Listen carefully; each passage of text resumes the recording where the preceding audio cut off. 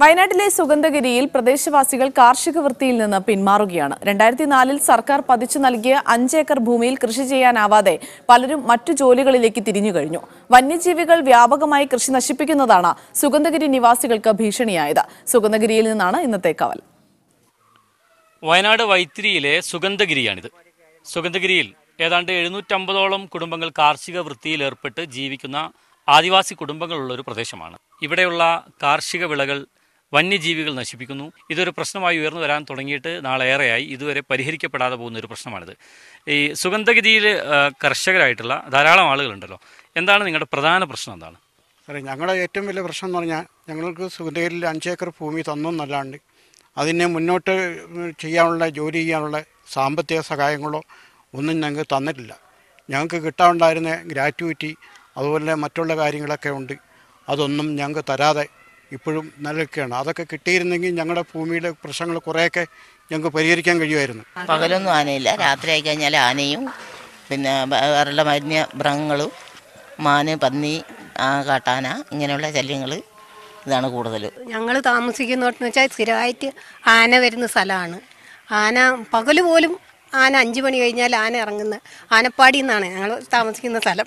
ഇവിടുന്ന് ഏറ്റവും മുകളിലും അറ്റത്തുള്ള സ്ഥലമാണ്, ആരുമില്ല അങ്ങോട്ട്.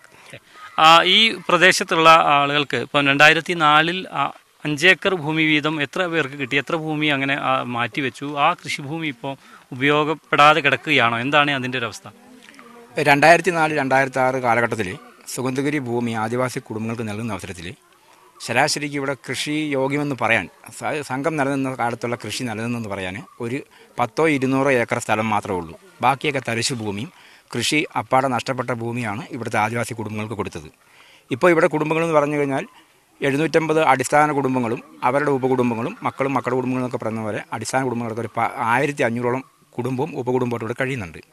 പക്ഷേ 5 ഏക്കർ ഭൂമി ഞങ്ങൾക്ക് തരിശു ഭൂമി, ബഹുഭൂരിപക്ഷ ആൾക്കാർക്കും തരിശു ഭൂമിയാണ് ലഭിച്ചത്.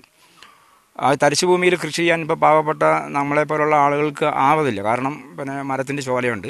ഏലം കൃഷിയാണ് അനുയോജ്യം. ഏലം കൃഷി ചെയ്താൽ കഴിഞ്ഞാൽ ഈ ആനശല്യവും കുരങ്ങ് ശല്യവും ഒക്കെ ഉള്ള ഒരു ഇതുണ്ട്.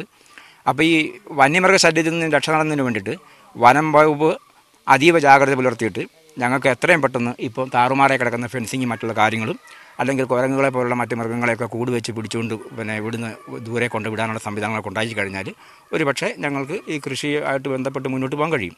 അടിസ്ഥാനപരമായി ഞങ്ങൾ കൃഷി ചെയ്ത് ജീവിക്കുന്ന ആൾക്കാരാണ്. പക്ഷേ ഇപ്പോൾ വർഷങ്ങളോളമായി ഇപ്പം ഈ കൃഷിയുടെ അടുത്തുനിന്നുള്ള ഈ പ്രളയവും കാര്യമൊക്കെ കഴിഞ്ഞതിന് ശേഷം കൃഷി ഇങ്ങനെ നഷ്ടപ്പെടുന്നതുകൊണ്ടൊക്കെ വളരെയധികം ജീവിതം വളരെയധികം പ്രതിസന്ധിയിലാണ്. തികച്ചും കാർഷിക മേഖലയായ സുഗന്ധഗിരിയിൽ ഇപ്പോൾ കൃഷി ചെയ്യാൻ പറ്റാത്ത സാഹചര്യം നിലവിലുണ്ട്. കാർഷിക വൃത്തിയിൽ ഏർപ്പെട്ടിരുന്ന ആളുകൾ മറ്റു ജോലികളിലേക്ക് മാറിക്കൊണ്ടിരിക്കുന്നു. കാർഷിക വൃത്തിയിൽ നിന്ന് ആളുകൾ പിന്മാറുന്നു. അതുകൊണ്ട് സർക്കാർ നൽകിയ 2004-ൽ നൽകിയ ഹെക്ടർ കണക്കിന് ഭൂമി കൃഷിയോഗ്യമല്ലാതായിക്കൊണ്ടിരിക്കുന്ന ഒരു സാഹചര്യത്തിൽ വന്യജീവികൾ ഉണ്ടാക്കുന്ന പ്രശ്നങ്ങൾക്ക് പരിഹാരം കണ്ടുകൊണ്ട് ഈ പ്രദേശത്തെ ആളുകൾക്ക് കൃഷി ചെയ്ത് ജീവിക്കാനുള്ള സൗകര്യം ഒരുക്കണമെന്നാണ് ഇവർ ആവശ്യപ്പെടുന്നത്. അനിലം ബഷീറിനൊപ്പം മുജീബ് റഹ്മാൻ, മീഡിയ 1, വയനാട്.